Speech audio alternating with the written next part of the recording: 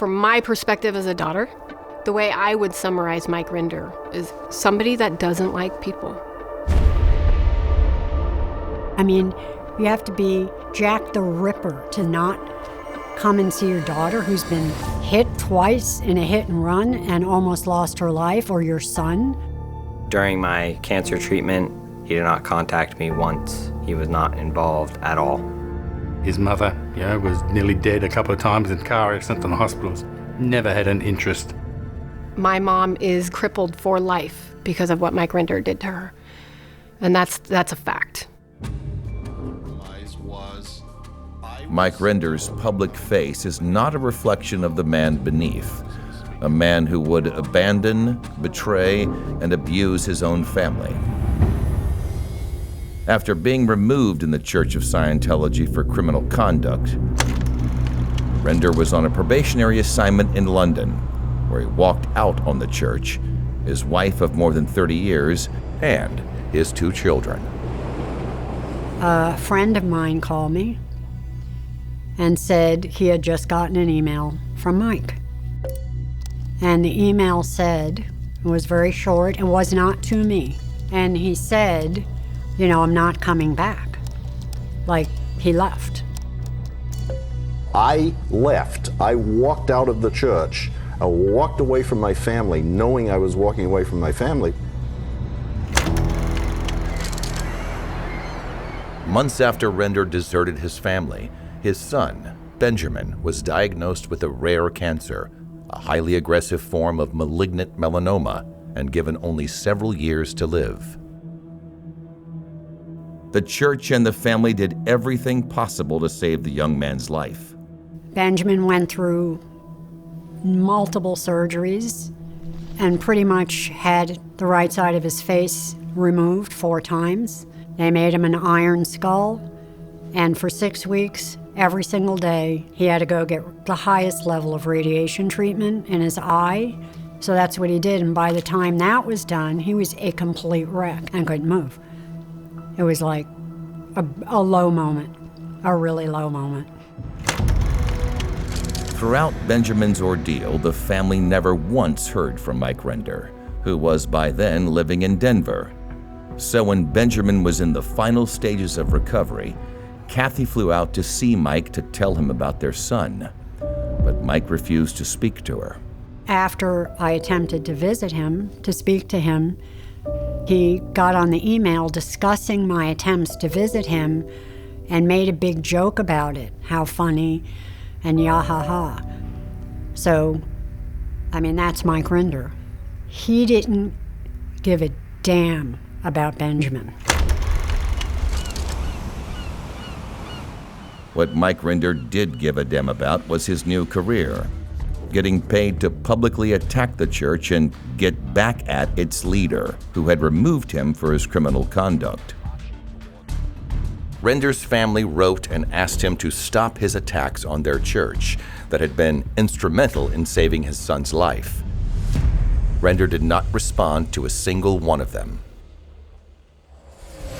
And when media started asking him about his neglect of his son, Rinder had no comeback. But his partner at the time, expelled former Scientologist Mark Rathbun, had a solution. And so I said, hey, if it bothers you that much that people are saying that, why don't we go down and attempt to go see your kid? The church isn't going to let us, and therefore we can put it on tape, and it can show that you did have concern for your kid, but they didn't allow it to happen. He's here to see Benjamin Rinder. Hey, he's here to see Benjamin Rinder. Oh, Rinder was all happy about that. That sounds great. It had nothing to do with seeing his kid. Rinder's video ambush at the church's Fort Harrison retreat, where Benjamin was in recovery, backfired. 2 policemen basically said, your dad is at the front of the building and he wants to see you. He's waiting for you.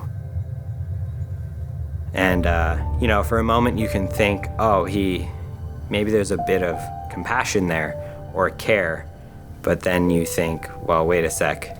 What's the only reason he would be standing in front of the Fort Harrison with a camera trying to come and get me, getting the police involved? He's just trying to create a fabricated story or something. And I said, I want nothing to do with him. I don't want to talk to him. I don't want to see him. I want nothing to do with him. I'm like, okay.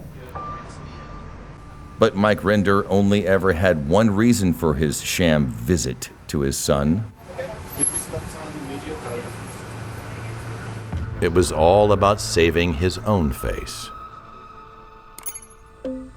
Rinder admitted his duplicity the very next day, stating that if the media had not asked him about his son, he would not have bothered going to the Fort Harrison at all.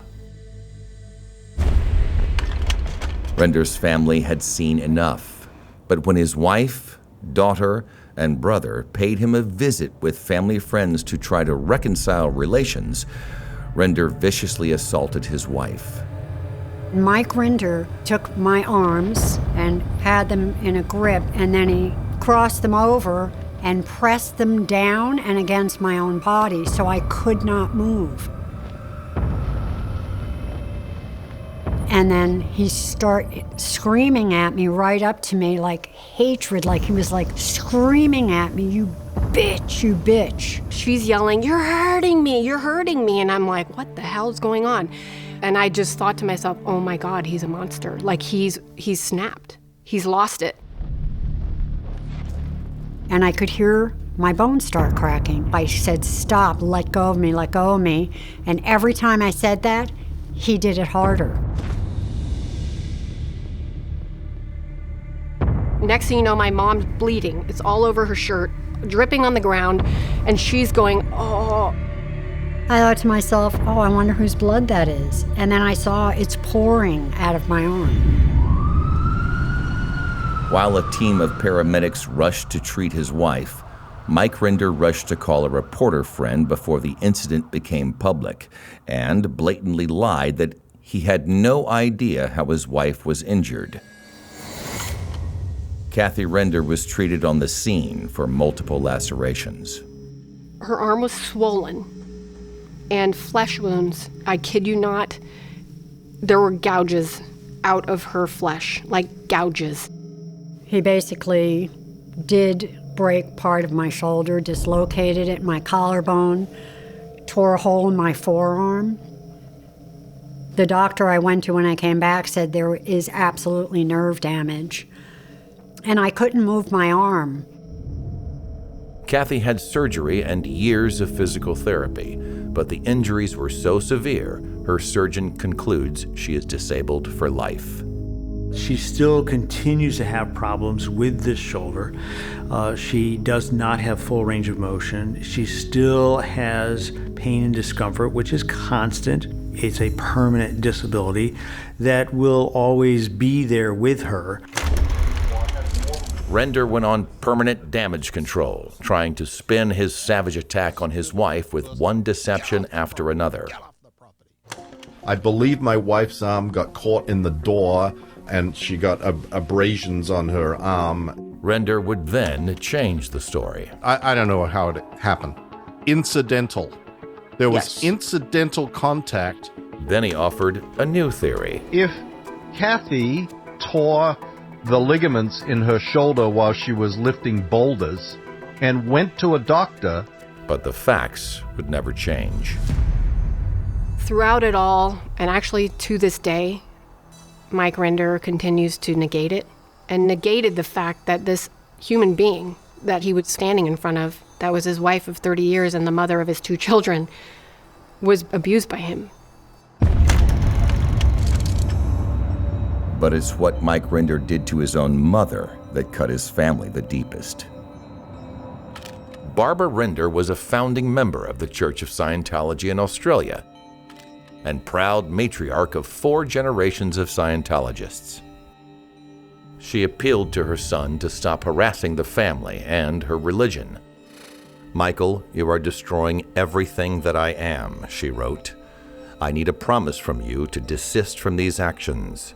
It is important for me because there is not a lot of mileage left in this body." No reply ever came. But Mike Rinder already knew just how much he was hurting his mother.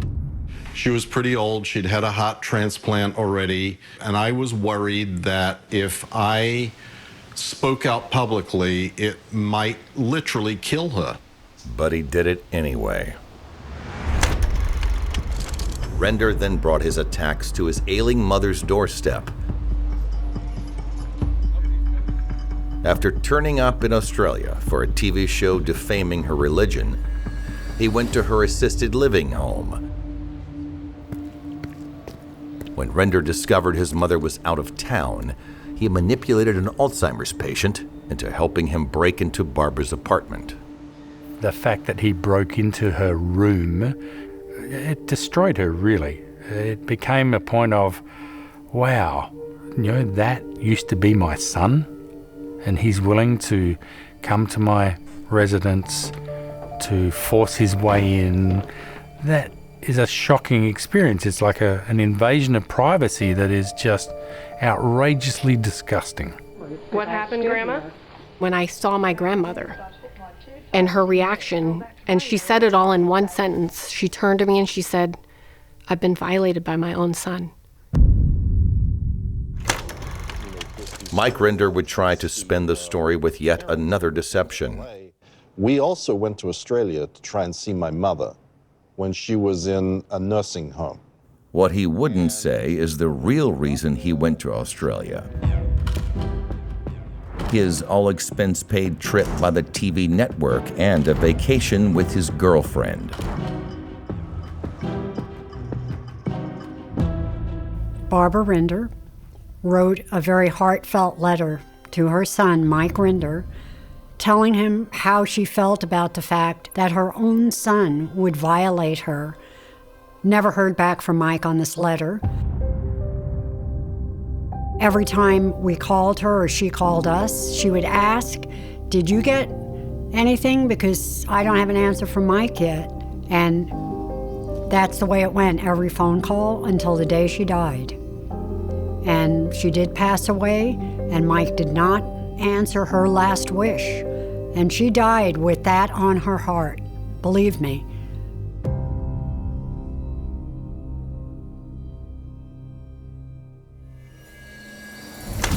Beneath the public face, this is a man who would abandon his family, betray his son to save his face, refuse his mother her one dying wish, and assault his wife, disabling her for life.